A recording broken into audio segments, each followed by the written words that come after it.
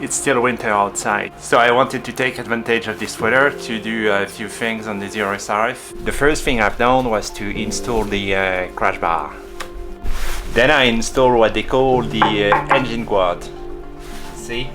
It's this part. It comes from here, it goes all the way to the back.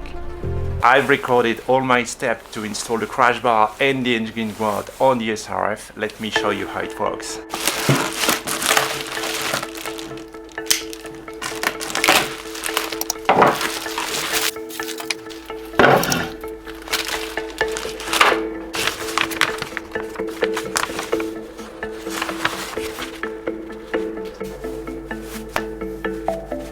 So I need to remove these two on each side.